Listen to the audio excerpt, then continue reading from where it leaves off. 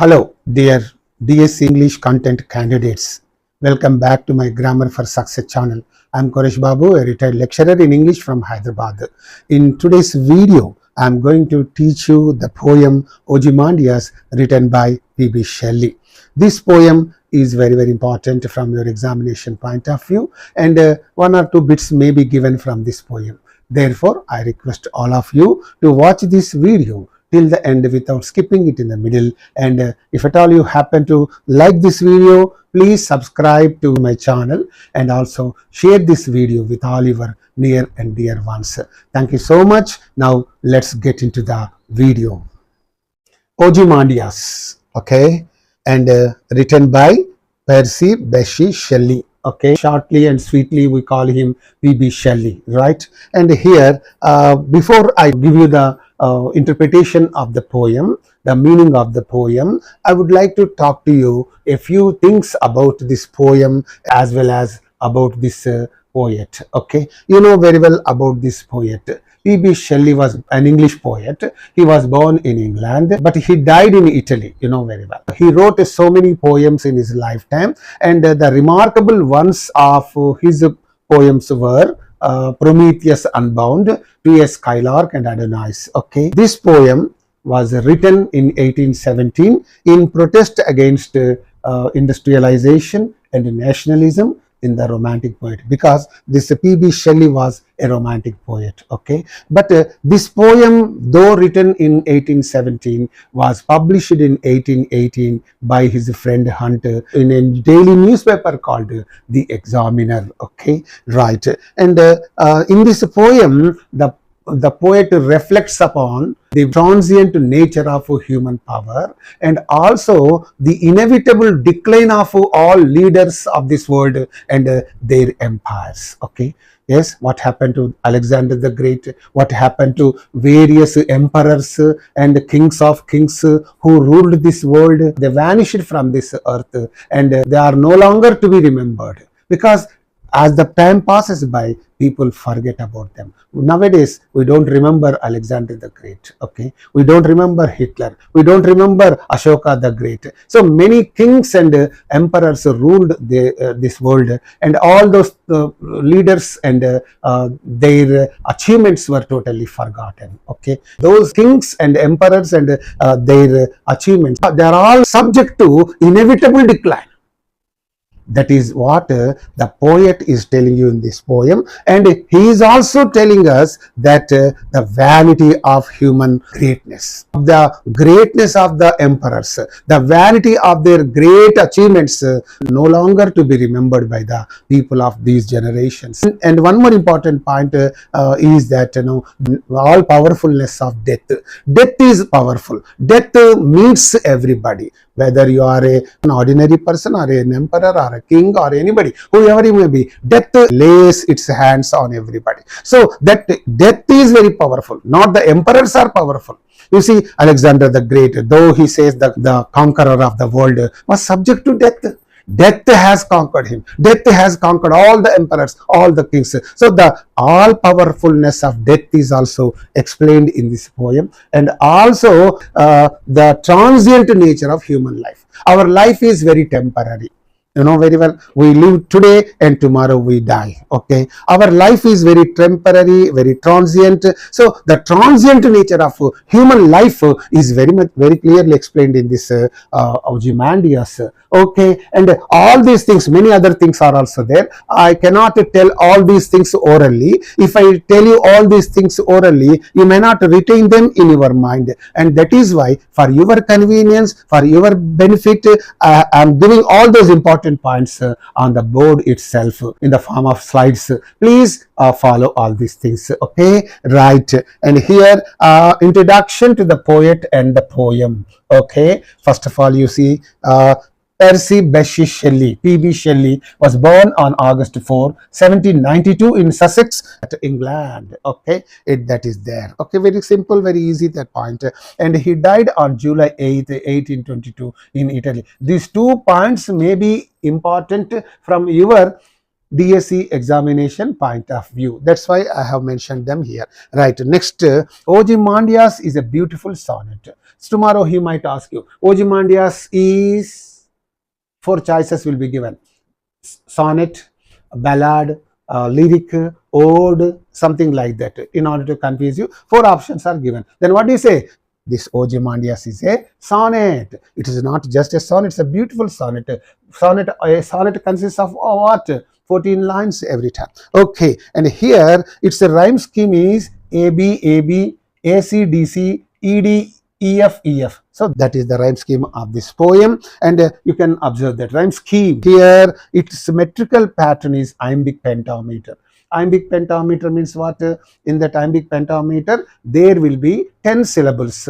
One unstressed plus stressed, okay, then unstressed. That is the pattern. 10 syllables will be there in one line. I will give you some examples to make you understand what this iambic pentameter is. Okay, on meters, metrical patterns, I am going to upload a video very shortly. Okay, please wait for that. And now let's move on to the next slide. Each line typically has 10 syllables. I have already told you about this iambic pentameter, and in every line of that poem there will be 10 syllables alternating unstressed and stressed syllables. Unstressed and stressed syllable. That means, it sounds like da, dhum, da. So that is the sound this poem gives. How? Let me give you like this. See, I met him. I unstressed. A unstressed. So met is stressed. Stress mark is given here. I met a, okay, traveler. Traveler. You are not giving any stress here. So from, giving traveler, from, and. So these two things are unstressed and this is only stressed. And here antique, this is stressed land. So in this way, unstressed syllables, and in the middle you can find the stressed syllable. So unstressed syllables plus stressed syllable. Unstressed, stressed. So this kind of meter is called iambic pentameter, and if you can divide the whole poem, you can find that like this only. So I have given you only one example for your understanding sake. Okay, and now let's move on to learn the next thing. His major works include, all of you know very well, his major works are Prometheus Unbound, okay, and To a Skylark and Adonais. So these are the major works of this P.B.Shelly. Of course, he wrote other poems also, but these are the major works. Major works means major poems. Okay, and here this poem was written in 1817. I have already told you about this. This poem was written in 1817 in protest against industrialization and rationalism. So in those days, during that 1830, during that you can say 19th century, there was industrialization everywhere, and everything started becoming industrialized. Okay, so things being produced on machines. So this is called industrialization. So what happened? Industrialization, parisramikekarana, something like that. So industrialization and rationalism is also there. Rationalism means logical thinking is called rationalism. So this, against these two things, in that romantic era, he wrote this poem, and this was published in 1818 in a newspaper called The Examiner. So all these points are given one by one very neatly. Okay, you can just go through these points and keep them in mind, because they are all very important from your examination point of view. Right, now let's move on to learn other things on the next slide. Next point is that the poem reflects on, what is that? Transient nature of human power. Human power is just transient. Transient means temporary. KCR, Telangana former CM, thought this power, political power, will be permanent with him. But you know very well what happened. It is transient, temporary. Today you have power, tomorrow you may not have power. Jagan from Andhra Pradesh. Okay, he had power, now he is powerless. That means human power, human political power is just temporary. Transient means temporary. Right. And next point dealt with in this poem is inevitable decline. Surely everything will be destroyed. Now you can see all over the world so many things, the Takshashila University was there. It was totally destroyed and it is no more to be seen. Only you can find its ruins, that's all. So here the inevitable, compulsory, unavoidable decline or destruction of the leaders. Okay, all the leaders, great leaders of this world vanished from the face of this earth. So they are no more now. And empires. Okay, Ashoka the Great had a big empire, but that became no more after some time. You know very well, Alexander the Great had a big empire, but his empire is no more now. So empires and leaders will be subjected to this inevitable decline. After a few years, people will forget all about that. Of course, we may remember those things occasionally, but they are subject to decline. After a few years, everybody will forget about KCR. Everybody will forget about what is the Jagan. Everybody will forget about great leaders. Okay, so this is there, right? And here, next point, the theme of the poem is vanity of human greatness. Don't think I'm great. Your greatness will be no longer, okay, available after a few years. So it is vain. Your greatness is vain means vain means vyardhamainadi. It is temporary. You cannot boast of your greatness. I am great, my family is great, and we had this much of property or wealth, something. You cannot boast of that, because all that boasting, all that greatness is just vanity. నీకెన్ని కోట్లున్నా, ఎంత సంపద ఉన్నా, ఎంత గొప్పతనం ఉన్నా, అదంతా వ్యర్థము. So here the all power, next point, this is the first point, it is dealt with in the poem. The theme of the poem is this one, and also the all powerfulness of death. So death is all powerful. Everybody must bow down before death.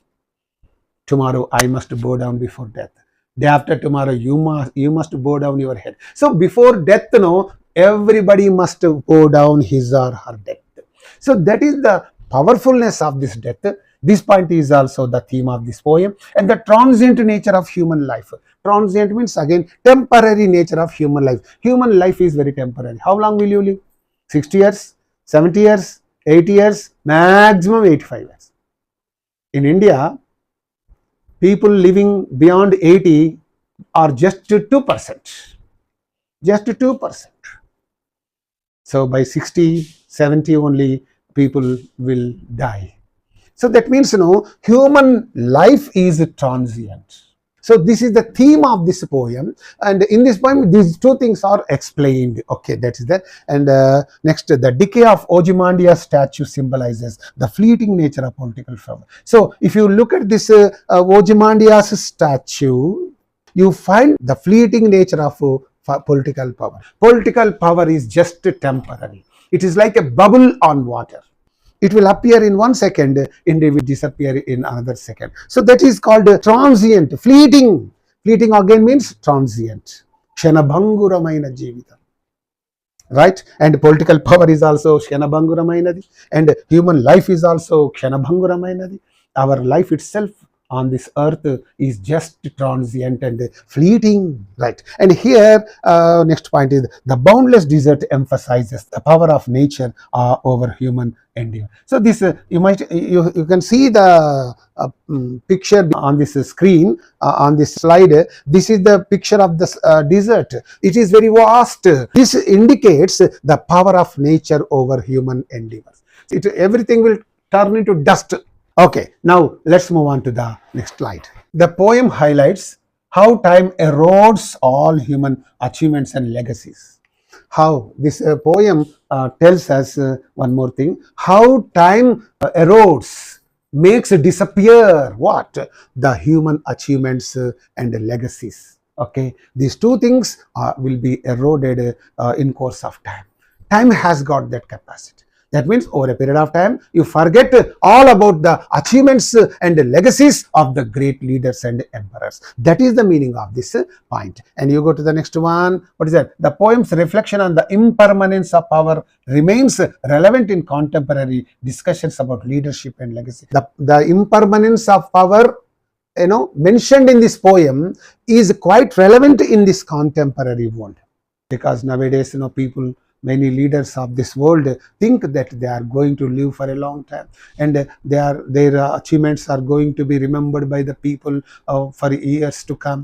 Okay, so they might think so, but this poem is a kind of lesson to the leaders of this world. Should get a lesson from that, should learn a lesson from this, because they must realize that their leadership and their legacy is just transient, just impermanent. Okay, this point is there. And you go to the next one. Shelley's masterful use of irony imagery ensures that the poem Ozymandias continues to resonate with readers.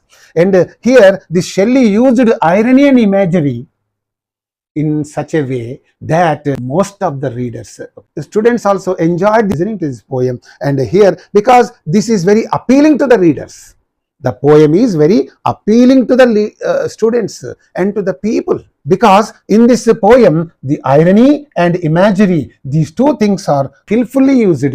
Okay, that is the reason why it is liked by all the readers. And next, Ozymandias was a great Greek emperor. Actually, who is this Ozymandias? This Ozymandias was a great Greek emperor who was said to have flourished or lived during 2100 BC. He was a Greek emperor. Emperor means king of kings. Now, let's move on to learn the next thing. And the next point on this slide is, the poem conveys the message, again the message, the power and grandeur of human achievements and are ultimately transient and impermanent. So this point is given, the central idea of this poem is given in a different way. Like, it describes the ruins of once great statue of king. What is happening in this poem? This poem is portraying or describing what? The ruins. Ruins means, what is that? The dilapidated things, okay, of a statue. Once a great statue of king. The ruins, the destruction, okay, of once a great statue of a king, and now shattered. That statue of the king is not intact, but it is shattered. And this tells us that the inevitable decline of all empires and the fleeting nature of human legacy. That means human legacy, okay, and all empires are subjected to this inevitable decline. This is what you understand from this line. Very important. Keep this point in your mind. And you go to the next point. The words inscribed on the pedestal. So on that statue, there is a, so let me draw the picture of that. This one, some pedestal is there, because the statue is installed on a pedestal. Okay, here on the pedestal, some words are inscribed, written. What are those words? Look on my works. Oh people, look on my works. Look on my achievements.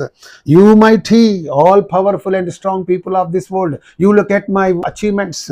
And despair. And despair means give up all your hopes of equaling me. That means don't try to become as great as I am. That's the meaning of it. And here, rendered ironic. It's a rendered ironic. How? By the surrounding desolation. So here on the pedestal, these words are written. Look on. But where are those achievements? Where are those works? Everywhere there is sand. The sand is there. You can see on the screen. There's sand. That means it's ironic. Chudandi na goppa panulu ani cheppi antunnaru. But there is only sand around that statue. See how ironic it is. So this is ironic by the surrounding desolation, emphasizing the futility of pride and power. Your pride is useless, your power is useless. Both of them are just vain. And here, in the face of time's inexorable march, time will be passing by. It won't stop for anybody. So in time's inexorable means unstoppable march. Time will be passing by non-stop. Okay, without stopping for anybody. It will be passing by non-stop. Okay, unstoppably, right? So in that unstoppable march of time, this pride is futile and this power is futile. So this is the message of this poem, right? Now I would like to give you the interpretation in simple and easy and understandable language. And let me explain it very clearly. I met a traveler from an antique land. So very simple. I met. Who is saying these words? P.B.Shelly is saying that one day he happened to meet a traveler. Traveler means one who travels from one place to another place is called a traveler. Very simple. And this travel hails from where? He hails from an antique land. Antique means ancient.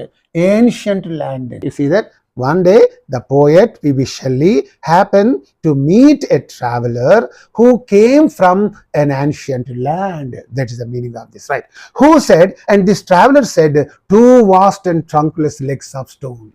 He said he had seen, this traveler says, he had seen two vast, vast means huge, two vast and trunkless. Trunkless means having no upper body. That means it will be like this.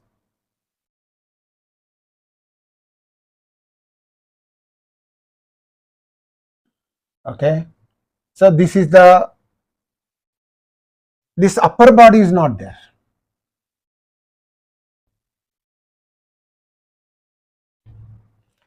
See, this upper body is not there. Then you only these two vast legs are there. Legs of stone means legs made of stone. They are trunkless. Trunkless means this is no more. The upper part of the body is no more.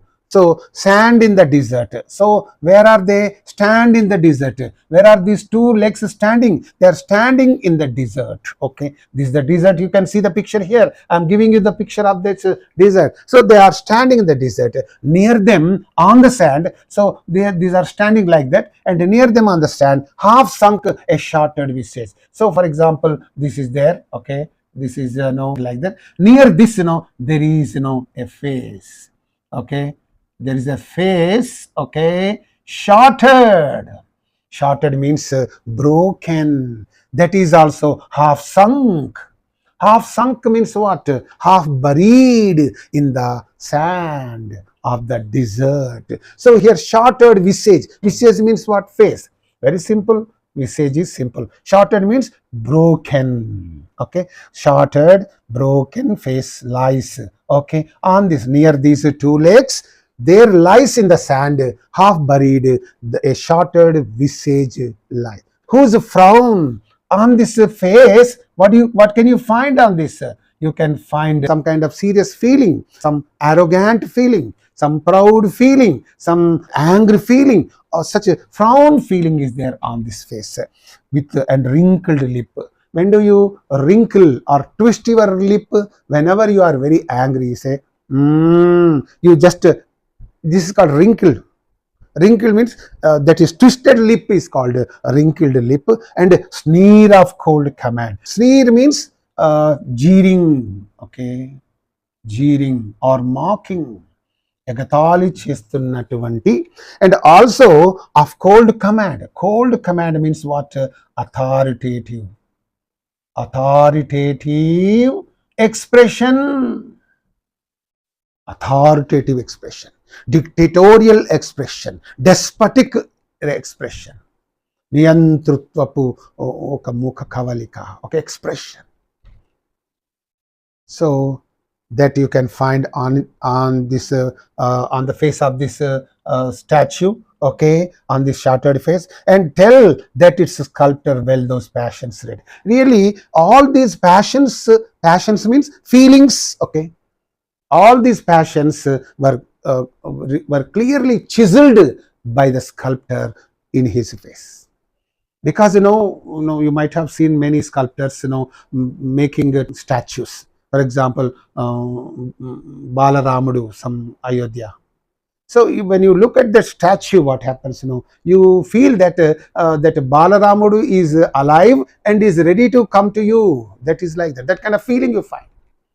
The statues. Okay, the statue, because the sculptor has used his masterful skill, and he has chiseled that statue in such a way. And here also the sculptor has used his skillfulness and chiseled all these passions. What are those passions?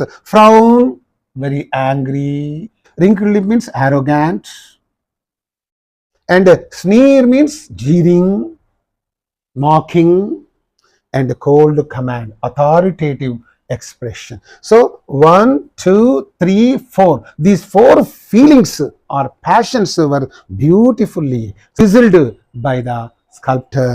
Because when you make a statue, you cannot feelings on the face. Okay, you cannot. That is not that easy. That's what I would like to tell you. But here, the sculptor, what did he do? He chiseled all those passions in that statue, which yet survive. Even today, these passions are alive. Survive means are alive.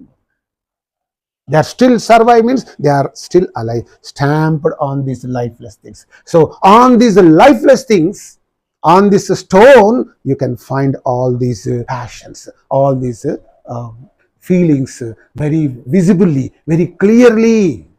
You can, on seeing this face, you can say, oh, he's looking very angry. And on looking his face, you can say, he's very arrogant. On looking at his face, you can say, he's jeering at others. ఇతరులను ఎగతాళి చేస్తున్నట్టుగా ఉంది వాడి ముఖ కవలిక. And also authoritative expression is also there, as if commanding expression.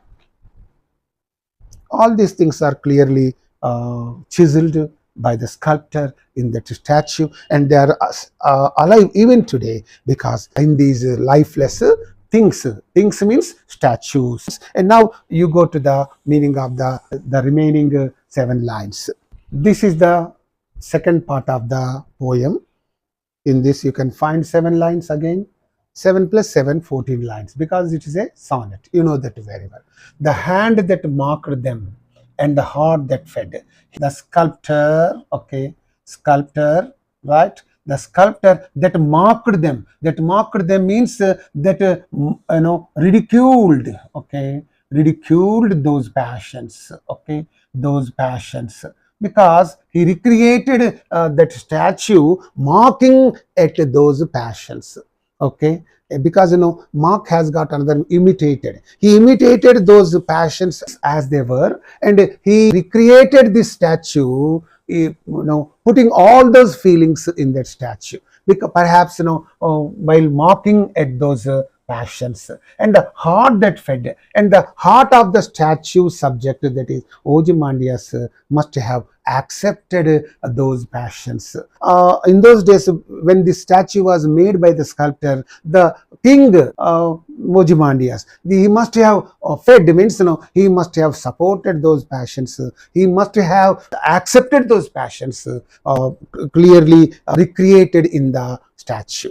And on the pedestal means on the stand, okay, on the stand, these words appear. So words are inscribed on the pedestal. What are they? Inscribed means generally words written on some stone or some metal are called inscribe, okay. That verb is used for them. So these words appear. What is that? My name is Ozymandias, king of kings. So on the pedestal you can find that Ozymandias himself declaring that he was king of kings. And here, look on my works. And Ozymandias himself was asking who? You mighty. Mighty means powerful or strong. And he is asking the powerful people and the strong people of this world to look at his works and despair. Despair means give up hope of equaling him, and nothing beside remains. Here Ozymandias is asking these powerful men to look at his works, but in the desert nothing beside remains. This is ironical. Round the decay means round the ruins, okay, Shitilalu, you can say, round the decay of that colossal wreck. Colossal means huge.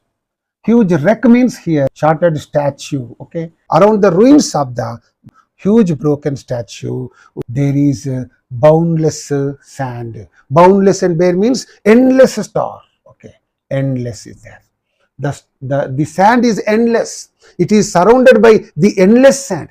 So it is surrounded, that means the ruins of the huge broken statue was surrounded by endless, and bare means empty. The sand in the desert is endless and empty. Nothing is, no construction is there on that. You can see that. So the ruins of the huge broken statue were surrounded by the endless and empty desert. And here you see the meaning of the last line. The lone and level sands stretch far away. Very simple. Lone means lonely. Okay. Level means flat. Okay. In the desert you can find the sands. You see how level it is. How it's lonely. Nobody can survive in the desert. So it is also flat. So the lonely and flat sands of the desert stretching far away. Stretching far away means the desert, the sands of the desert have stretched endlessly. Okay. That means all over that place now, miles together, you can find only the sands and the sands of the desert. Okay. And here this is symbolic of vast and unchanging nature that has outlasted Ozymandias' works. Perhaps there must have been in that desert, there once upon in those days, there must have been the empire of that Ozymandias, but there is no empire at all now. Vast desert is there. So therefore, this line is symbolic of vast and unchanging nature that has outlasted the works of Ozymandias. Before this nature, you are nothing. So this nature has outlasted what? The mighty works, the great achievements of this Ozymandias. So this is the meaning of this interpretation of these 7 lines. And here what I have done is, I have given line by line meaning of this poem is also given on the other slides.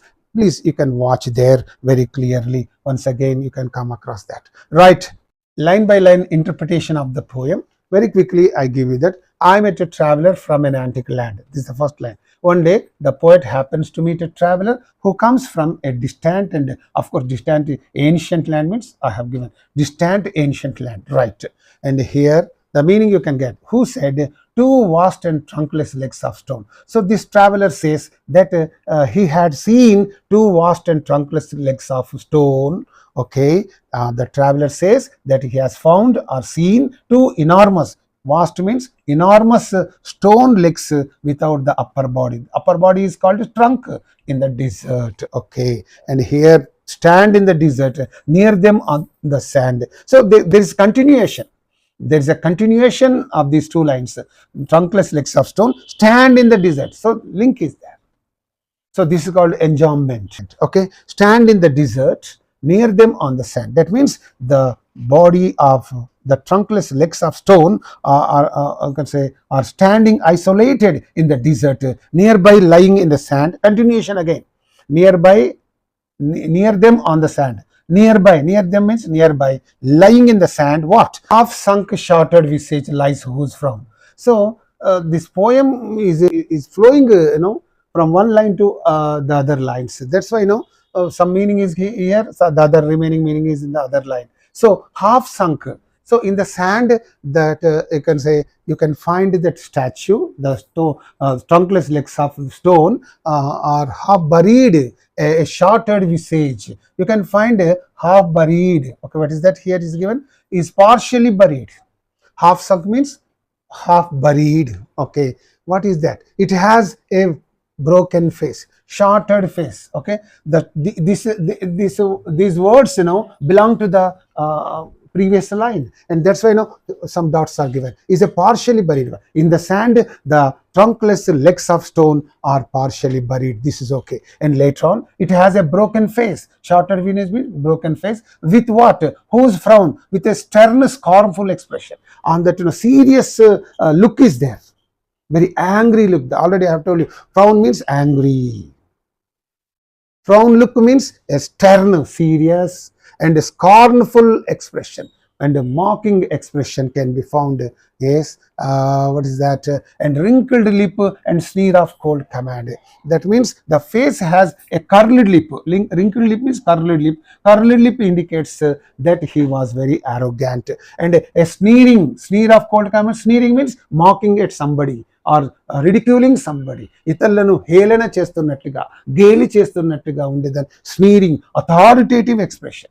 Sneering and authoritative expression, these expressions you can find on the statue, right? And you go to the next one, tell that its sculptor well those passions read. So here that means the facial expressions reveal that the sculptor understood the emotions of the subject very well. The sculptor must have understood those emotions or feelings thoroughly well. That's why he was able to imprint all of them in that statue, which yet survive stamped on these lifeless things. That means, what is that? These emotions look still alive, still evident on the lifeless remains of the statue. So on that lifeless statue, these emotions, these feelings are still alive, still evident. Evident means clearly seen. Okay, the hand that mocked them and the heart that fed. Already I have given you the meaning of this, but here it is there. Mocked here means both to imitate or to ridicule. To imitate means show as they are. Imitate, anukarinchu. Okay, ridicule, egatali cheyu. The meaning of this mocked is actually ridicule, and this meaning also can be taken from that. And the sculptor's hand recreated them. Them means here the passions.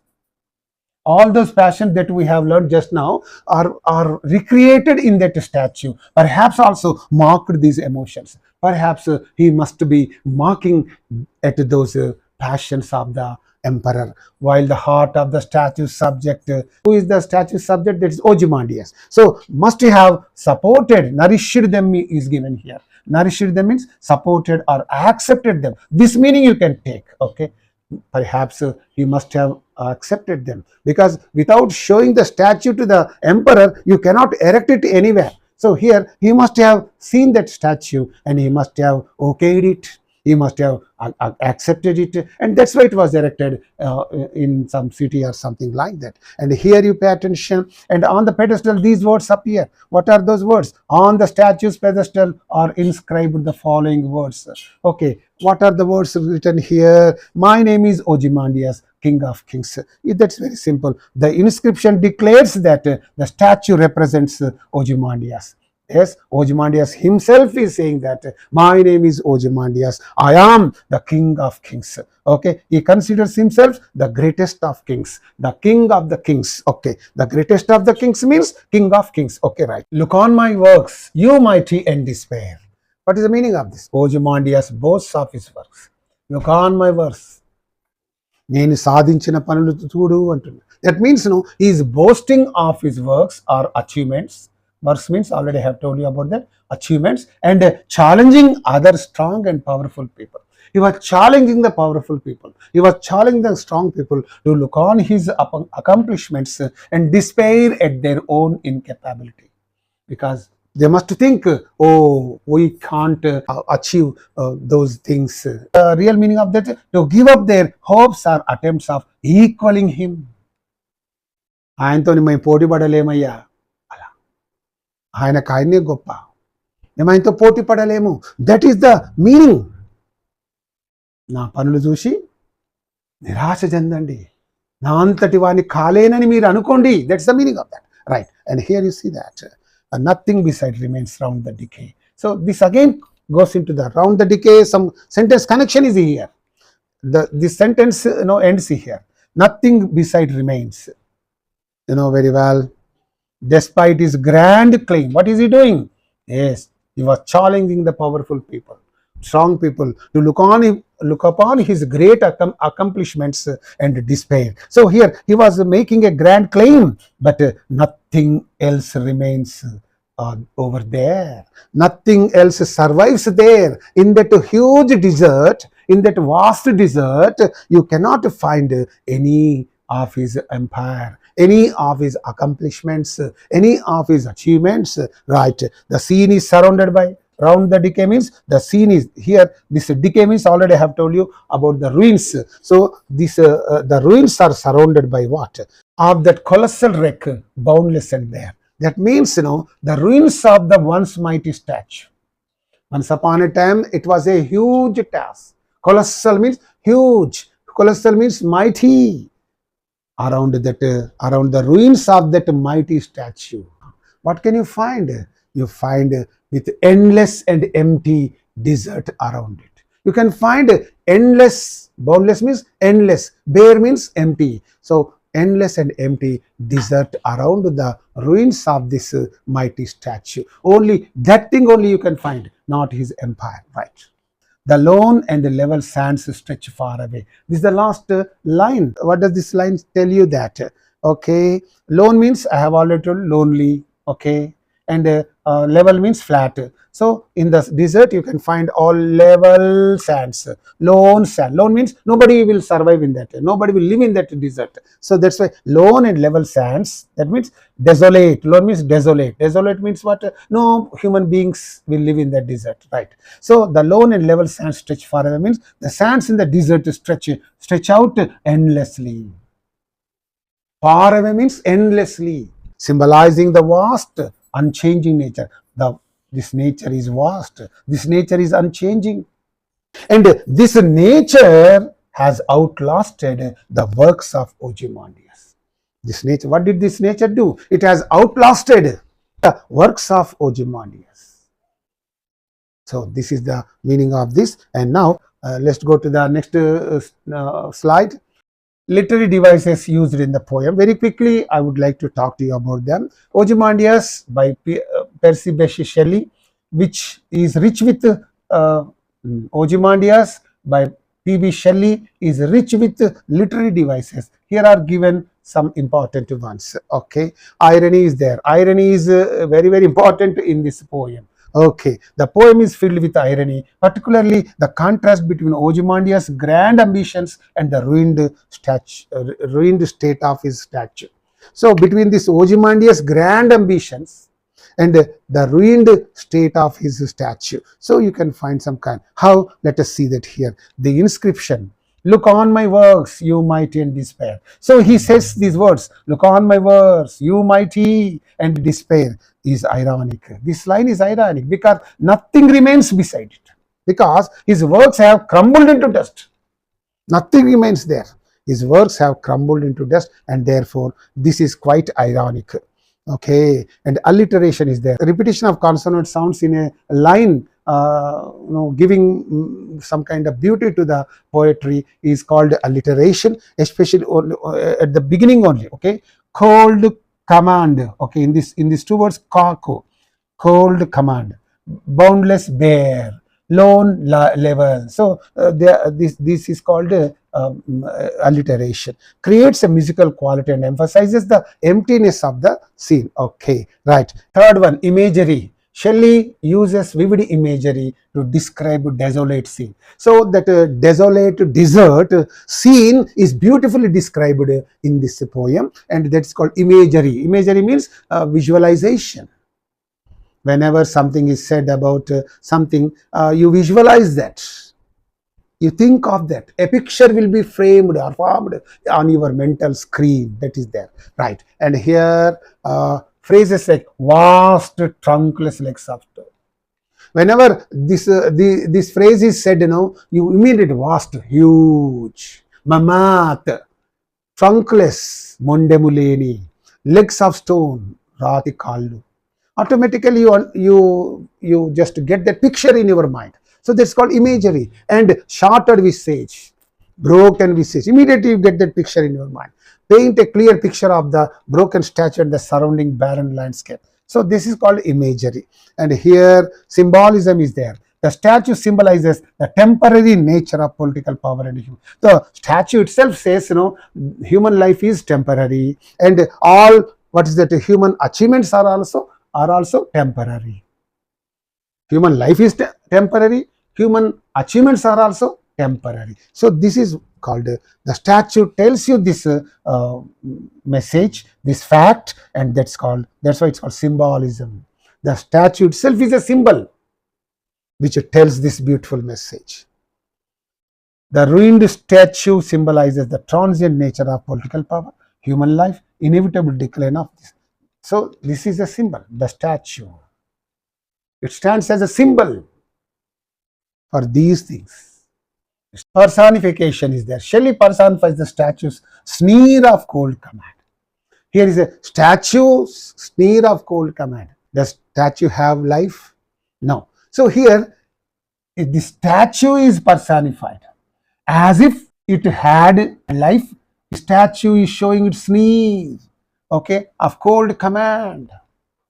The statue is sneering, mocking, and it is showing its authoritative expression. So here, statue itself cannot do that because it's a thing.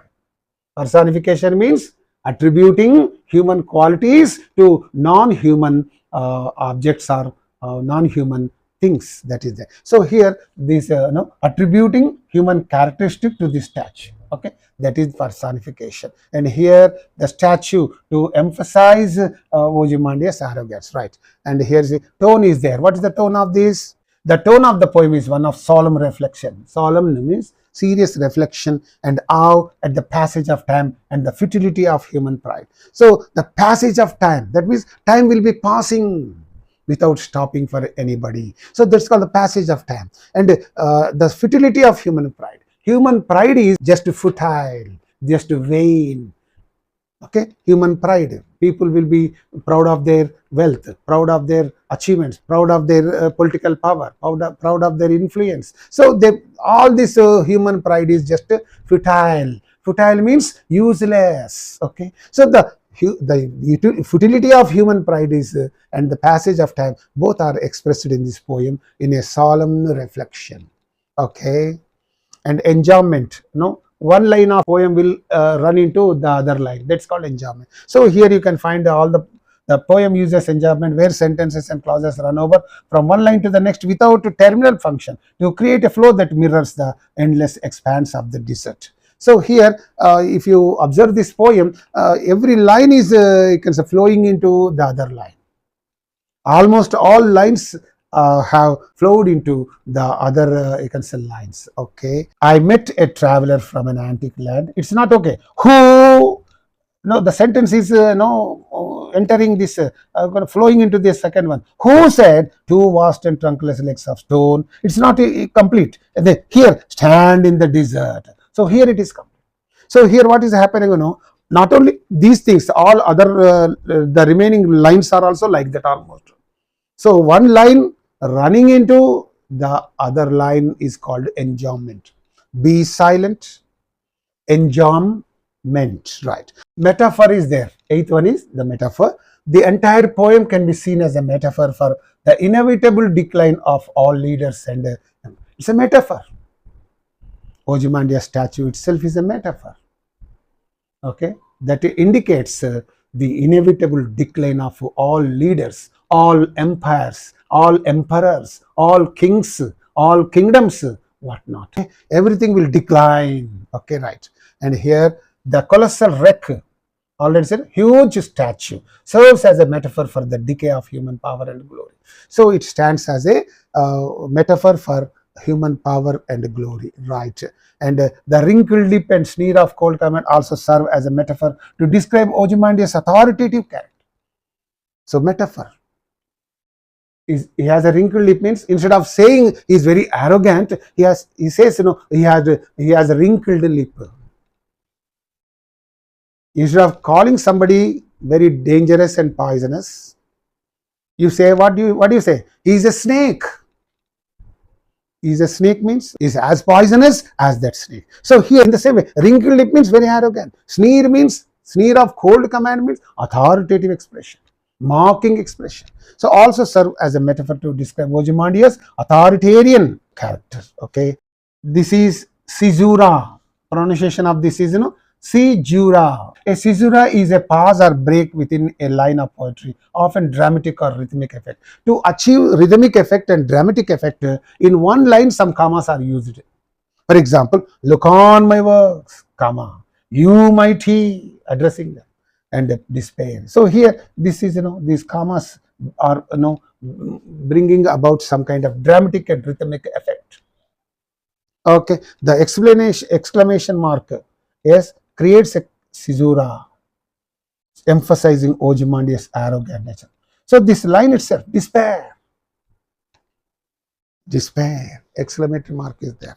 right? And here this is called, and with this the literary devices used or employed in the poem are over. And now let me just give you some important points as a summing up of the poem, or what I have taught you so far, right?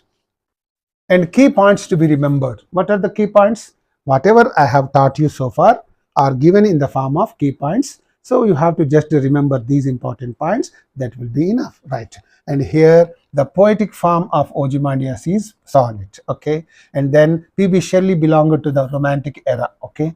And the poem Ozymandias reveals about the impermanence of human accomplishments. So impermanent means not permanent, okay? So this Ozymandias, the poem Ozymandias tells us about the impermanence of human accomplishments. This point is okay. The central message of the poem is that human greatness is vain, death is all powerful, the nature of human life is transitory.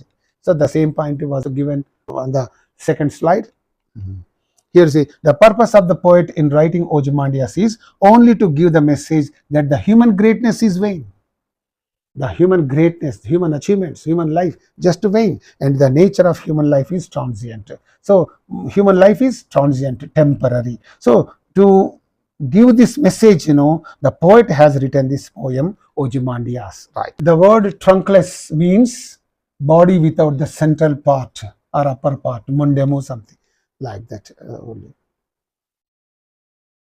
The lone and level sand symbolizes the unending passage of time. The poem Ozymandias conveys the fact that time erodes all things. Time wipes out. Erode means wipes out all things. Okay, whatever the achievements the people achieve, in their life will be wiped out after some time. So time has that capacity. Okay, here the word despair in the inscription of the poem means that all the mighty powerful people should give up all their hopes, all their efforts of equaling him. This despair has this kind of meaning. Already I have told you about that. And the last one here is the emotions portrayed on the shattered visage of Ozymandias indicate his arrogance. All the four passions are imprinted on his face. What is that? One is angry, one is arrogant, the other one is jeering at somebody, and authoritative, what you call expression. So these four emotions are imprinted or portrayed on the shattered face, okay, of this Ozymandias. So with this, this video comes to an end. Dear DSC English content candidates, thank you so much for watching this video. And if you have any problem, if you cannot understand anything in this poem, please mention it in the comment section. And I have also given you my mobile number in the description. You make use of that. You call me over the phone. I can even answer your questions. Please make use of that mobile number. With another beautiful video, I shall be back to you. Until then, bye. See all of you.